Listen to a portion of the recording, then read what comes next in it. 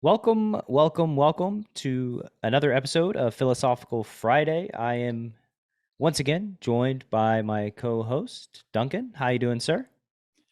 I'm doing very well, Brad. How are you doing?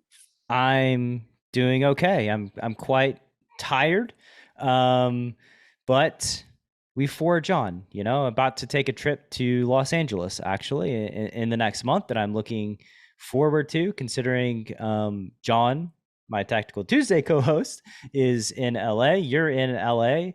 My associate coach is in LA. And some of my favorite people in my community greatness village are in LA, and one of my best friends is in LA. So it's going to be a good time spending a couple days out there. Probably won't play much poker. We'll instead be relaxing and messing around, just having some fellowship with my friends. So I'm pretty pumped about that. And otherwise, still building my Wolves CFP program and working on onboarding and just getting all the kinks out of it, which is just like this massive ongoing project that feels like it will never end, but I think eventually it will get easier. Although probably will never end. I was about to say these type of things actually never end. They stop only when you feel ready for them to stop. Kind of like writing a book, right? I mean, you're ready with the book when the publisher takes it away from your hands. So it doesn't end. Yeah, and I'll never feel ready for it. I'll never feel as if it's good enough to just like release my grasp on it, right? Like there's always something to improve. There's always something to upgrade.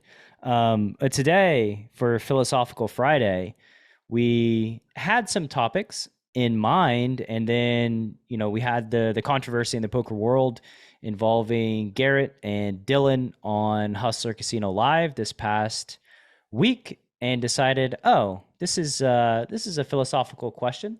Is slow rolling, is agitating your opponent, is it ever okay?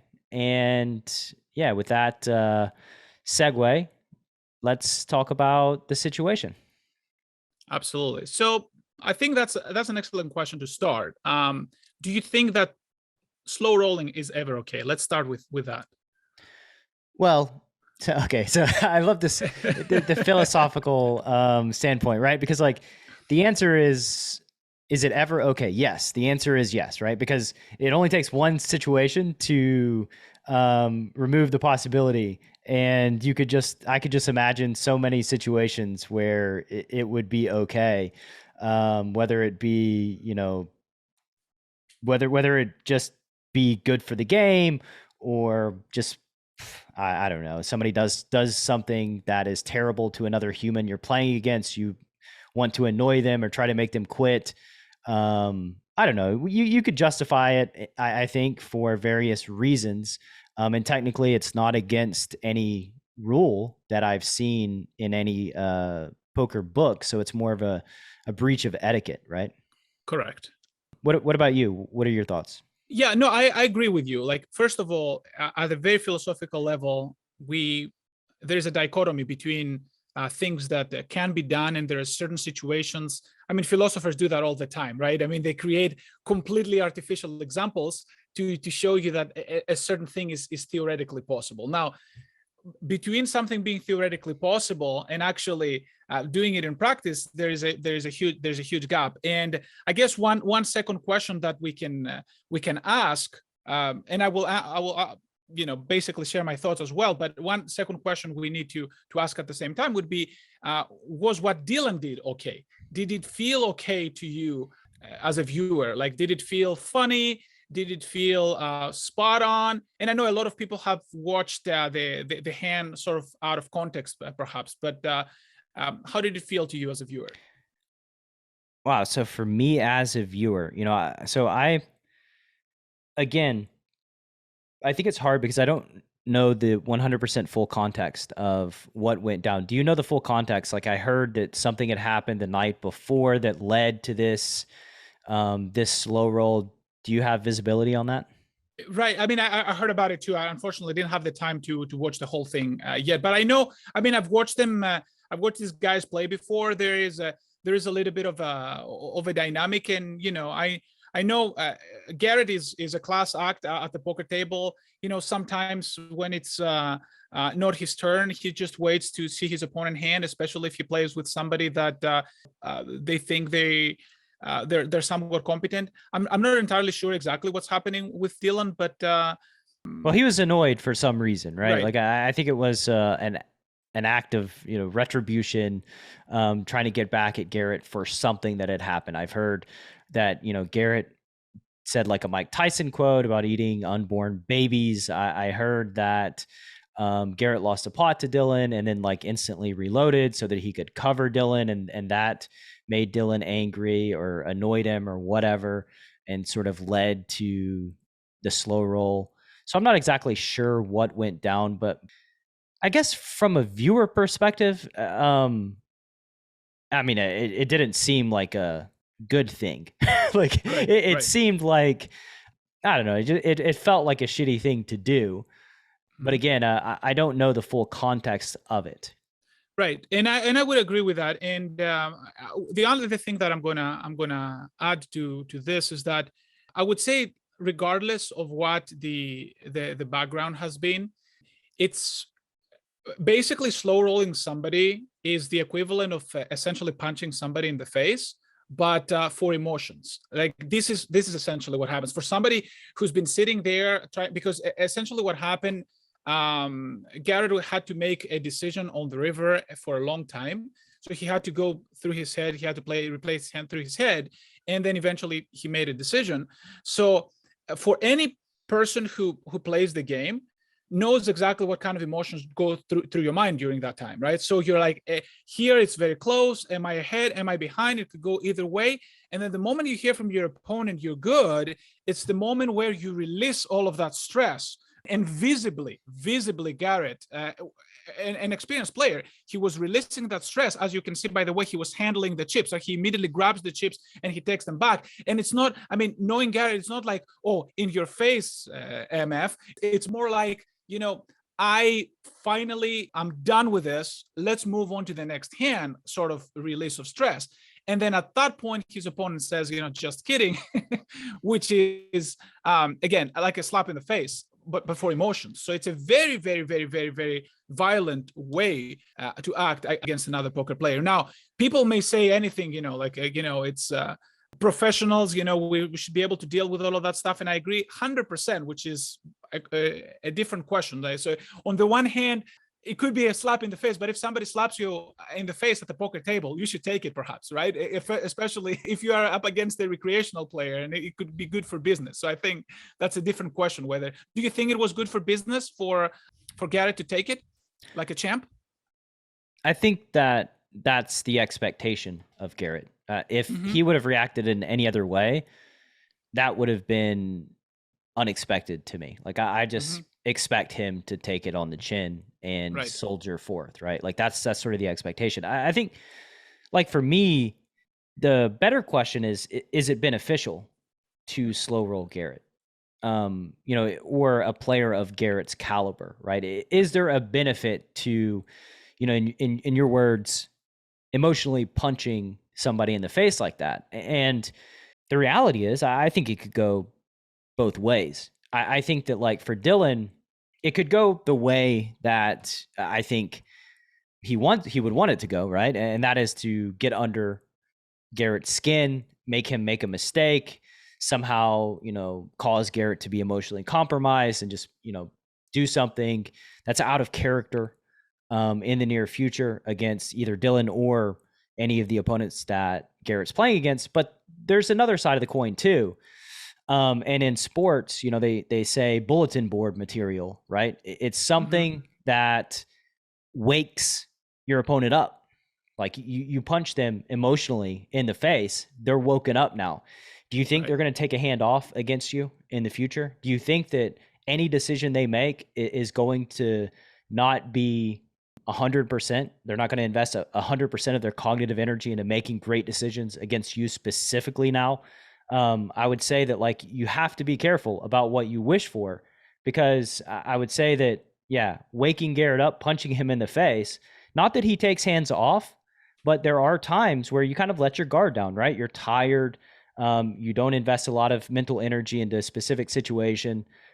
just sort of autopiloting or whatever. But I mean, yeah, there's no free pass moving forward, and that could certainly be detrimental when you provoke somebody of Garrett's caliber.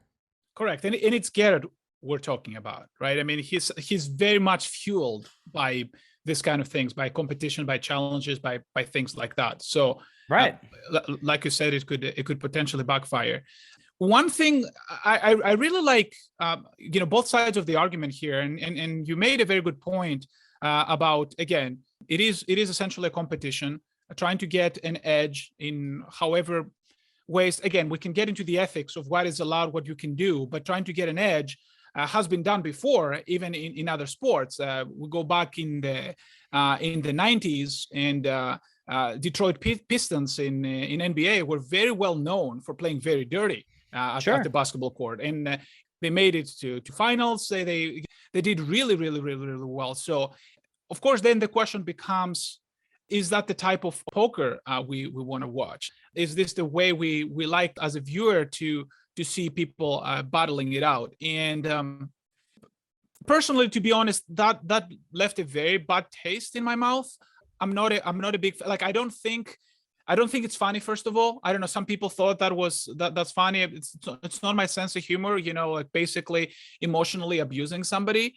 I think 100% if a professional, and I've been, people have tried to do that multiple times at the poker table. If somebody does something similar, there's a couple of ways to do that. I think that by far the best way is just to think they have the upper hand, because they don't. It's not Garrett's first rodeo, so he knows how to handle situations like this. And well, you know who's winning, right? Exactly. Like, you know who's winning, because like one player was so bent out of shape that they sought to do something to try to get under another player's skin, and been out of shape over something that was seemingly quite minor. So, I can imagine that, like, if we're looking at the mental strength of both players, it appears as if Garrett is the mentally stronger poker player, which, I mean, is probably not much of a surprise, just considering that, Garrett is one of the elites, especially in live poker, and like, losing a 150K pot is not going to really move the needle one way or the other. I can't imagine, for him. For sure. All that being said, and to just lighten the mood a little bit, hindsight is 2020, but I would absolutely love if Garrett said something along the lines, you know what, you said I'm good. I'm not going to pay you any money, so that would have been fantastic, because then Dylan, I would have liked to see the reaction in his face. Of course, anybody who's listening, they know that you can't do that at a casino. Like, I'm not just like, otherwise you will be banned for life. But here's the funny part. The casino needs Garrett, right? So Garrett has a certain type of leverage not other poker player has. So these are the type of mind games that sometimes, if you mess with a professional and the professional knows exactly what leverage they have or they don't have, sometimes they can do things like that can actually, it would have been really funny. Just, see it, even if it played out for, like, let's say 30 minutes, Garrett said, you know what, I'm not going to pay you. You said, I'm good. I believe you. I trust you. Like, you wouldn't be such an a-hole on television. And, yeah, you'd have to sweat. I mean, to sweat a little bit. You would have had to sweat. I think that would have been enjoyable. So that, but then again, I actually, Duncan, I actually disagree with you in one thing, and that is that I think it's good for the viewer's experience seeing that. Like, absolutely. Maybe it's not great for poker, but it's great for the experience, the drama of it, right? Now there's this rivalry that is created, and people tune into rivalries. People like rivalries. Everybody hated, unless you're a Detroit's Piston fan, they hated the bad boys. Right. But they watched them. They wanted to see them lose, right? Like, if we go to like the pro wrestling parlance, like, they need heels, we need bad guys, we need villains, and we need heroes, and people watch that. So I think that, like, yeah, on the one hand, it's just a really poor breach of etiquette, and not something I've ever even considered or thought about doing. Honestly, I don't even think that I've ever been slow rolled in my entire live poker career, which is Interesting. now when I go play live poker, I think I've just guaranteed that I get slow rolled.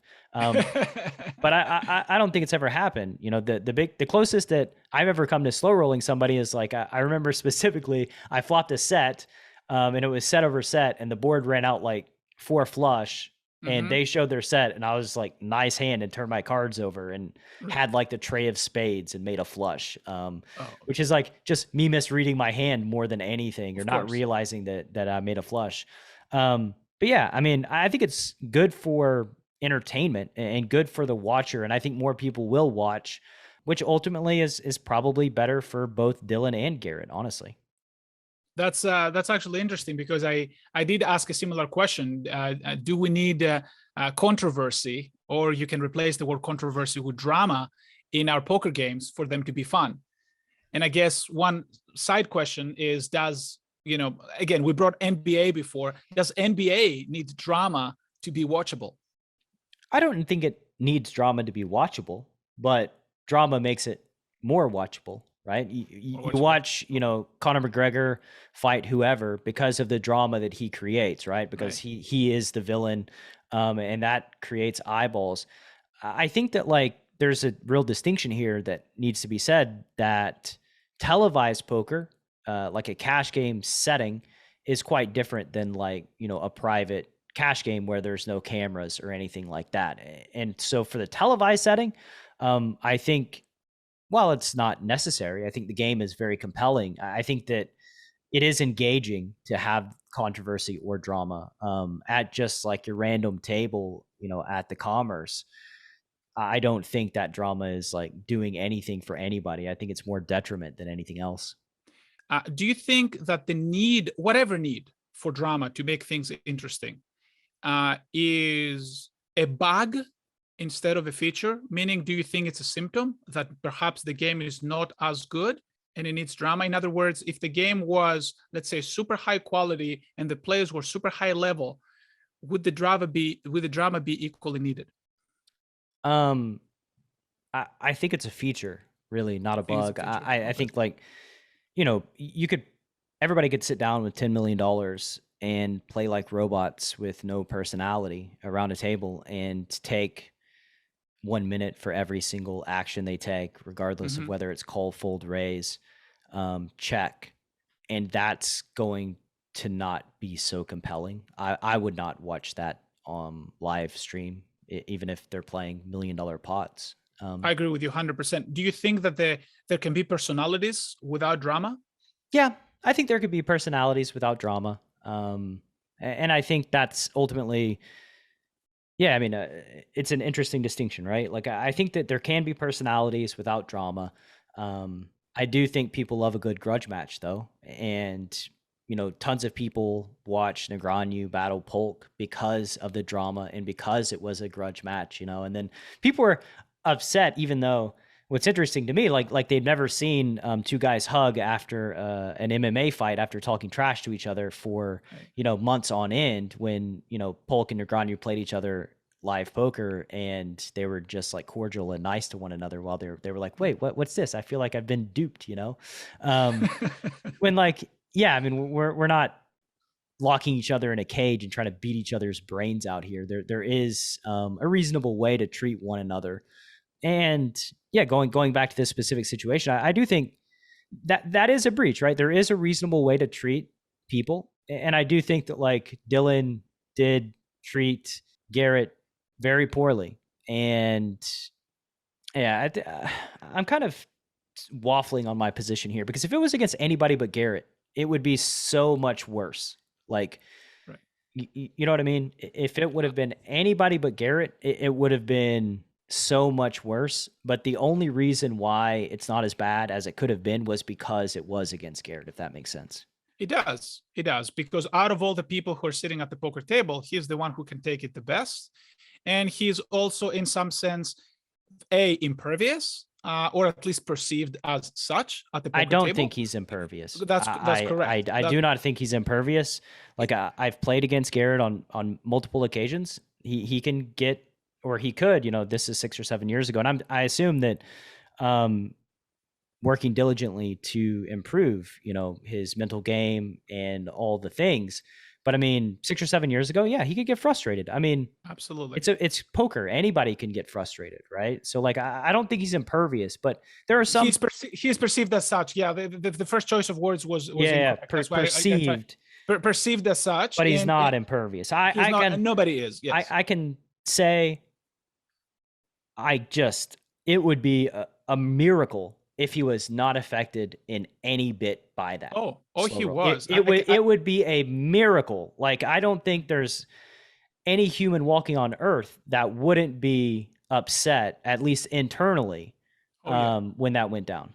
Again, if somebody slaps you in the face, right, or punches you in the face, however, it is very difficult. You're making a decision, and it's not just the money, incidentally. It is the fact that a competitive drive is something that is part of many poker players, especially somebody like Garrett. You want to make the right decision there. You're sitting there, you're ready to make the right decision, and you're finally, the moment where you're saying, okay, I'm finally safe, I can go into my happy place.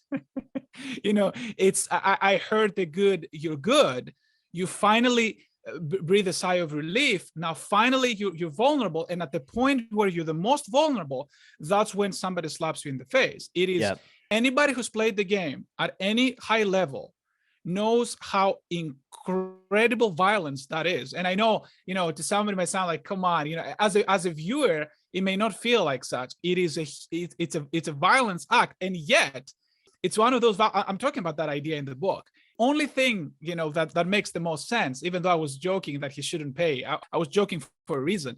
The most important thing there is to say, tap the table and say nice hand, which was instinctively, I don't know if you watched that, the first thing that Garrett said. It didn't take him a second. He said nice hand, the first thing he said, which is exactly what a professional should do in that spot. Like, accept abuse, accept violence. Well, for people saying that, like, it's not abuse, or imagining that it's not, I think this is not exactly an exact metaphor, but like, if you imagine that you bought like a lottery ticket for $500, right? Mm-hmm. And they gave you the ticket, you scratched it off, and it said that you just won 100K, right? Mm-hmm. And you celebrate, and then they're like, "Oh, just kidding. This was a fake ticket. Here's your actual ticket here to scratch off," right? And you lose. You could just see the emotional consequence of that, and how upset you would likely be. Now, it's not a direct comparison, but still, it's a good one. It's a good one because it shows the drop.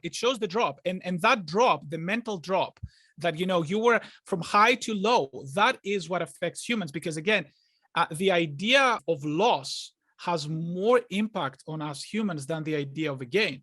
So having that huge jump from the 100K back to nothing is the one that the human feels. We do not feel the other one as much. It's the drop really that hurts us, and why I'm calling it mental abuse. And it's a good metaphor.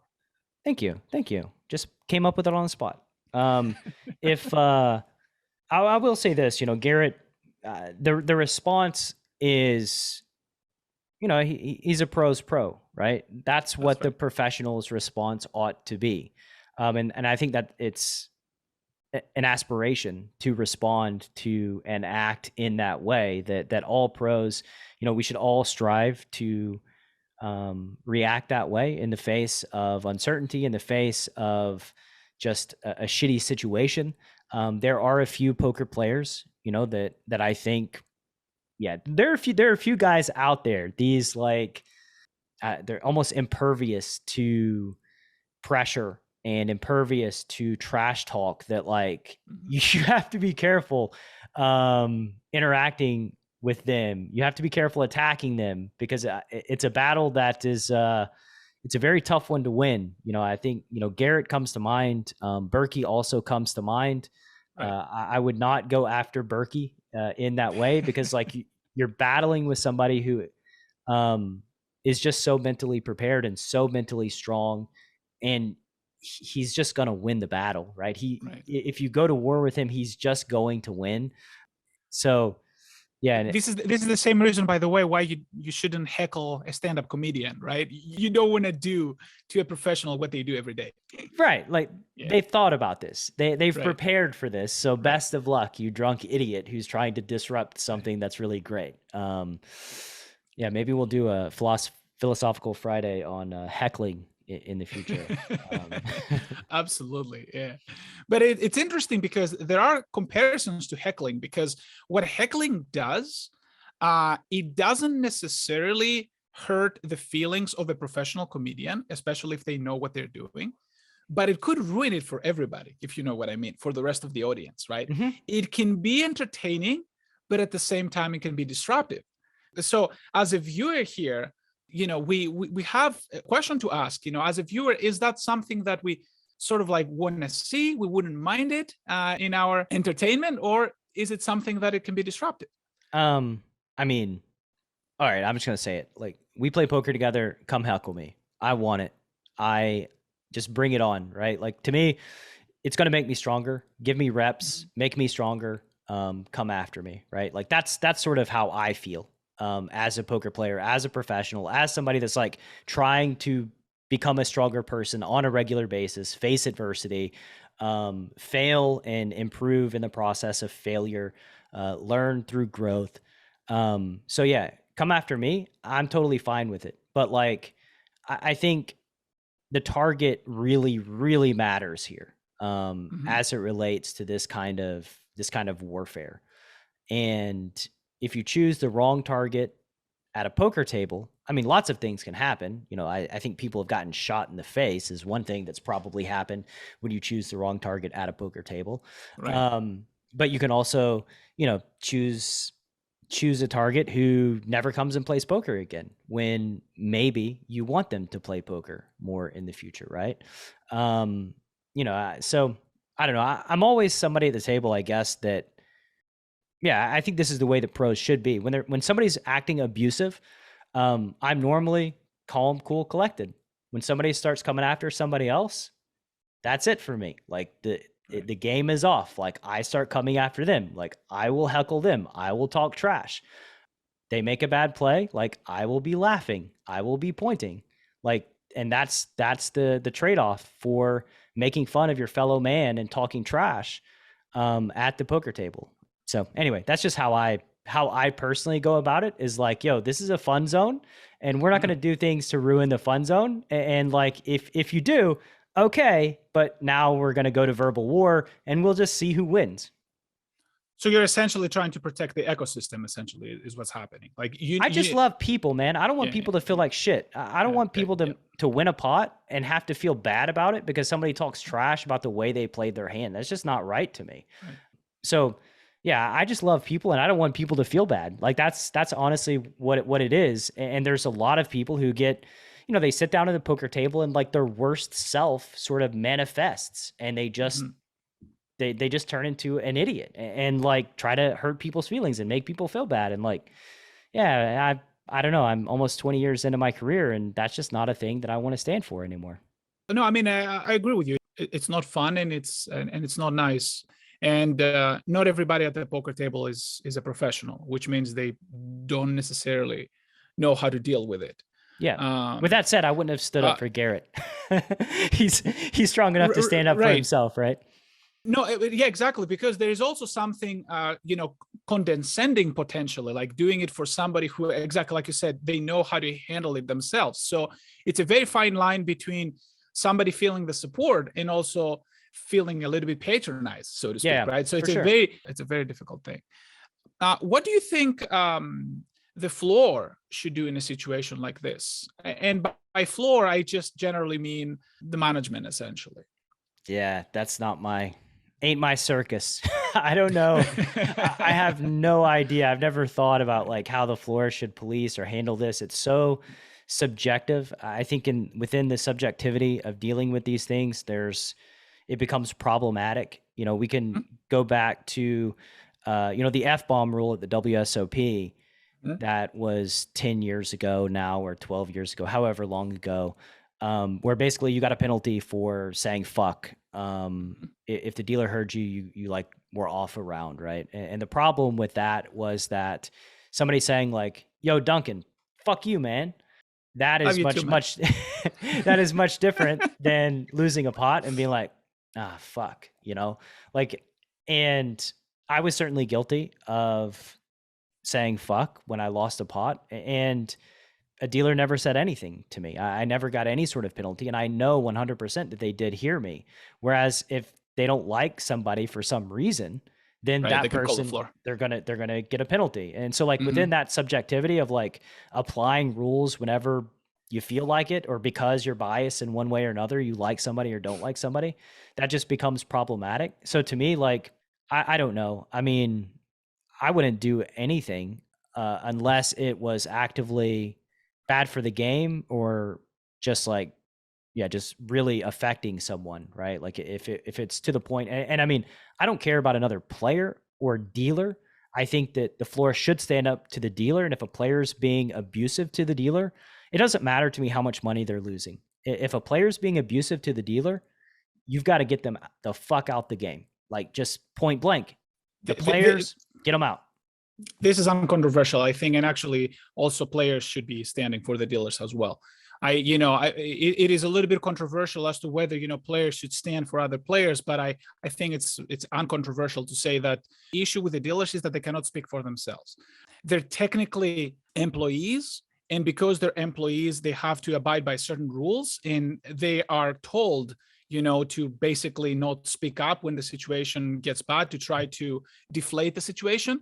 And they're at a very disadvantageous spot. So not just the floor, I would say also the players should speak up for the dealers. And usually, to be fair, like players are, at least in most cases, in most of the games that I do play, I would say that maybe players speak up a little bit too much for the dealers, right? Which is a good thing. We want to be, overprotective versus the other way around, potentially. But I do agree. I just want to put that out there. And I don't know if you alluded that with your approach, because essentially what you said with that example, that anecdotal example with the dealer letting it slide, if I understand this correctly, you're saying that sometimes it's better to handle things on our own, correct? I mean, as much as possible. Yes. Yeah, I mean, if there's going to be some sort of process or system in place, I think the floor has to have the dealer's back. This is first and foremost, and there needs to be clear penalties if something happens, if a player abuses the dealer in some way, right? Like that to me is like point blank clear. And then from there, maybe the dealer watches the game, and when somebody is being abusive to another player, they call the floor, they explain to the floor the situation, and then it gets handled, right? So, the floor's got the dealer's back, the dealer's got the player's back, and everything's kind of hunky dory, right? That to me, like if there is a system, it would be entrusting the subjective opinion of the dealer as it relates to the abuse that the players are, showing to each other, and then the floor takes action in one way or the other, whether it be expulsion for a day or just whatever. I tend to agree. I think that rules can be helpful to have a certain guideline, but avoiding enforcing those rules as much as possible, it's kind of like an oxymoron, right? It's kind of a weird situation, because Well, then the rules don't matter.